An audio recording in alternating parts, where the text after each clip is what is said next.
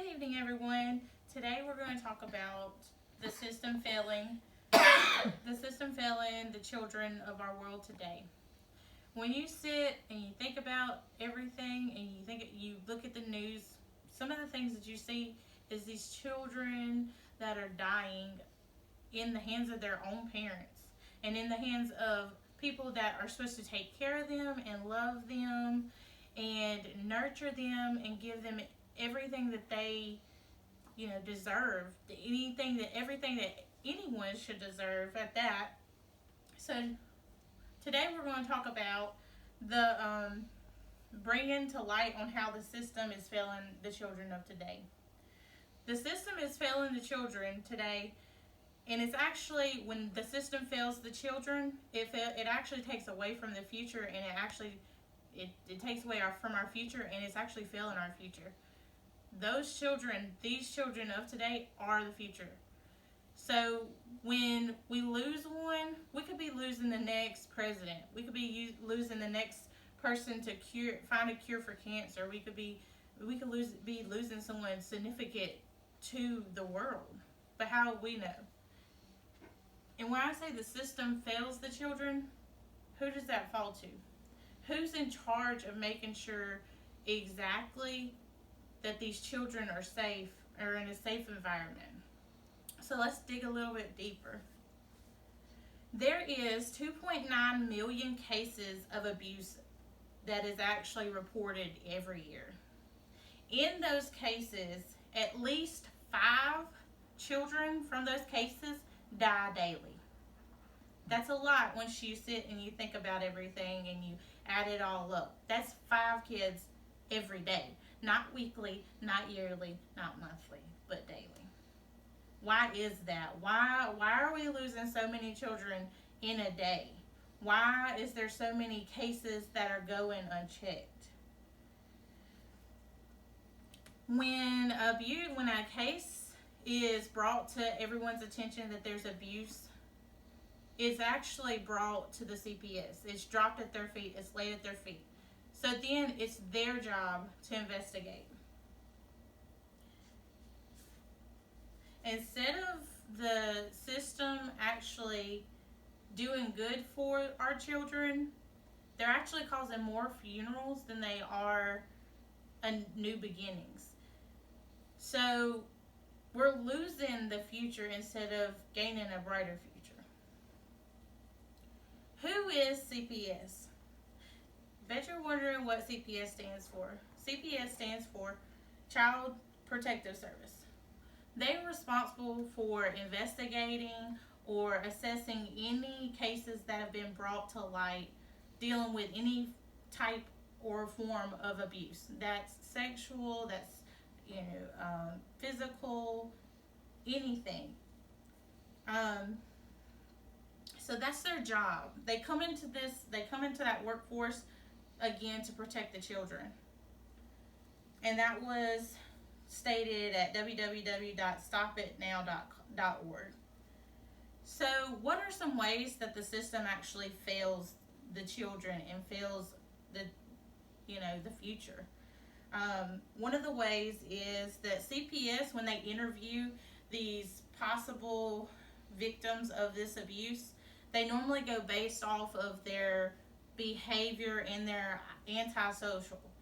And believe it or not, they basically conclude that the antisocial that these children are, with these children not really talking, they actually base it off of that they're not being very truthful. How backwards does that sound? That sounds really backwards, to be honest. When you think of someone that is being abused or scared of what's going to happen next, what do you think of? What comes to your mind? You think of someone that's withdrawn. And it actually, in some studies, it actually shows that children that have been sexually abused, they're actually withdrawn. And so they're actually not going to communicate before anything. Another thing is when the investigators do not take an account and actually investigate. So basically, that's basically saying that they come in there, they look around, you know, they don't really take the time to that this job takes. This job takes digging upon digging upon digging. And that's just not what some of them do. Most of them do. Most of them look and see this as a laid back job, and that's not even the case. It's not a laid back job. It's more than that. Again, it is our future. And another thing that they tend to do is they quickly form an opinion. And as I stated earlier, it's not something that you take light to heart. You have to investigate these children. You have to go and look around and ask questions and dig deeper into situations like this. It shouldn't be taken lightly at all, because again, like I said, throughout this speech so far, they're our future. They're the next generation. There's what's going to keep the world going. So if we don't have anyone, then what are we going to do? If we have people that are drawn back instead of, standing up, who's going to run the country? Who's going to fight for the next person? And lastly, let's take a look at some of the cases where CPS failed these kids.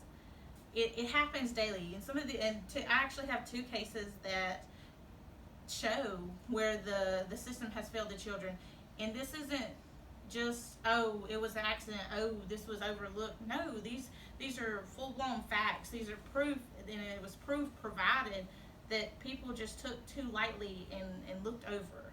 So let's look into Leanna's story. Her grandparents filed complaint upon complaint upon complaint. They provided pictures of bruises, showed all the signs of abuse going on in the home.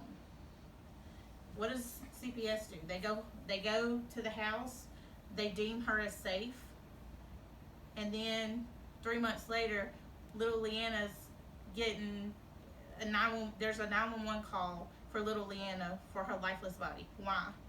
Well, because her mother threw her up against the wall and beat her until she was unconscious, and she passed away for drinking her brother's juice. Another story, Jacob knows. His mother was a single mother. She showed many, many signs of mental issues. Sure, the CPS came in and deemed Jacob as at risk. But the mother was actually put in an institute. She got out of the hospital, and what did they do? They actually sent him back home. That is how the system fails it. They're so quick to put them back to where they were, which is understandable, and that's fine as long as it's safe. And guess what happened to Jacob? While he was sleeping, his mother walked into his room and stabbed him to death. And she said that it was to save him.